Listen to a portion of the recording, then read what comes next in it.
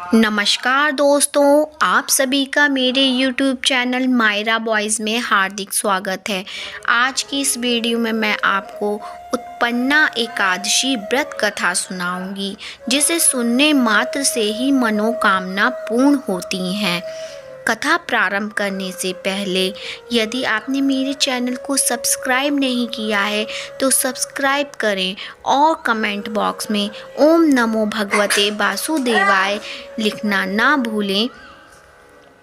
हिंदू धर्म में मार्गशीर्ष महीने में कृष्ण पक्ष की एकादशी तिथि का खास महत्व है। इस दिन को उत्पन्ना एकादशी कहा जाता है। एकादशी के दिन विधि विधान से भगवान विष्णु की पूजा अर्चना की जाती है। एकादशी तिथि भगवान विष्णु को समर्पित होती है। हिंदू पंचांग के अनुसार हर माह में 2 बार एकादशी तिथि पड़ती है, एक कृष्ण पक्ष में और एक शुक्ल पक्ष में। साल में कुल 24 एकादशी पड़ती हैं। एकादशी व्रत में व्रत कथा पढ़ने और सुनने का बहुत अधिक महत्व होता है। व्रत कथा का पाठ करने से सभी मनोकामनाएं पूरी होने की मान्यता है। कथा प्रारंभ करते हैं। सतयुग में मुर नाम का दैत्य उत्पन्न हुआ। वह बड़ा बलवान और भयानक था। उस प्रचंड दैत्य ने इंद्र, आदित्य, वसु, वायु, अग्नि आदि सभी देवताओं को पराजित करके भगा दिया।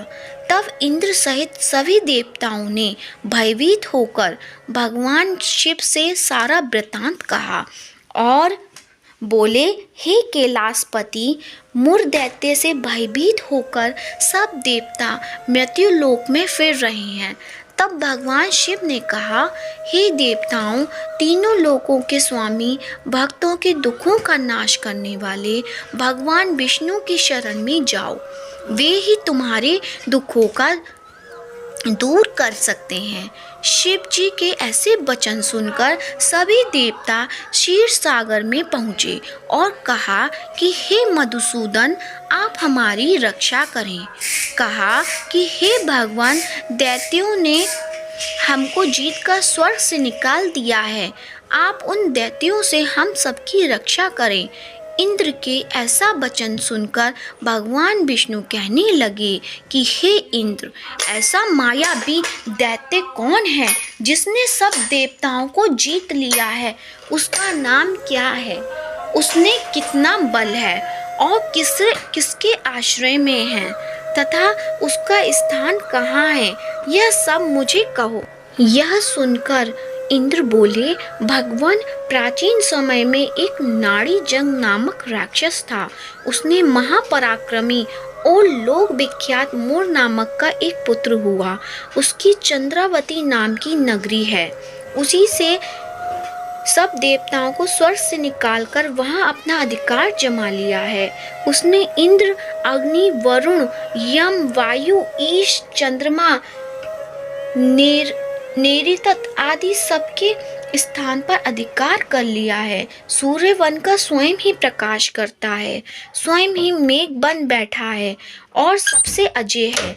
हे असुर निकंदन, उस दुष्ट को मारकर देवताओं को अजय बनाइए।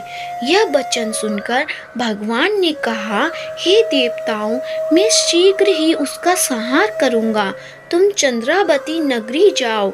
इस प्रकार कहकर भगवान सहित सभी देवताओं में चंद्रावती नगरी की ओर प्रस्थान किया। उस समय दैत्य मुर सेना सहित युद्ध भूमि में गरज रहा था। जब स्वयं भगवान रणभूमि में आए तो दैत्य उन पर भी अस्त्र शस्त्र आयुध लेकर दौड़े, तो विष्णु ने उन्हें सर्प के समान अपने बाणों से बींध डाला। बहुत से दैत्य मारे गए, केवल मुर बचा रहा। अब वह अविचल भाव से भगवान के साथ युद्ध करता रहा। भगवान जो भी तीक्ष्ण बाण चलाते वह उसके लिए पुष्प सिद्ध होता। उसका शरीर छिन्न भिन्न हो गया, किंतु वह लगातार युद्ध करता रहा। दोनों के बीच मल्ल युद्ध भी हुआ। 10,000 वर्ष तक उसका युद्ध चलता रहा, लेकिन मुर नहीं हारा। थककर भगवान बद्रिकाश्रम चले गए। वहाँ हेमवती नामक सुंदर गुफा थी। उसमें विश्राम करने के लिए भगवान उसके अंदर प्रवेश कर गए।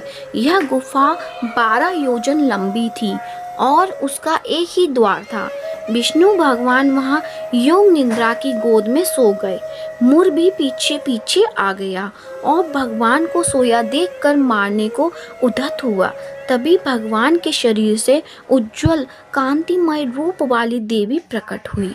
देवी ने राक्षस मुर को ललकारा, युद्ध किया और उसे तत्काल मौत के घाट उतार दिया।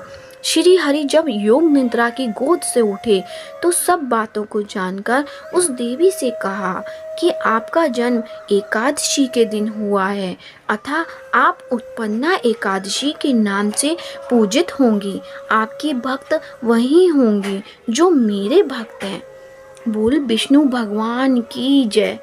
भक्तजनों, यह कथा सुनने के बाद वीडियो को लाइक करें, शेयर करें। यदि आपने मेरे चैनल को सब्सक्राइब नहीं किया है तो सब्सक्राइब करें। धन्यवाद। जय श्री कृष्ण।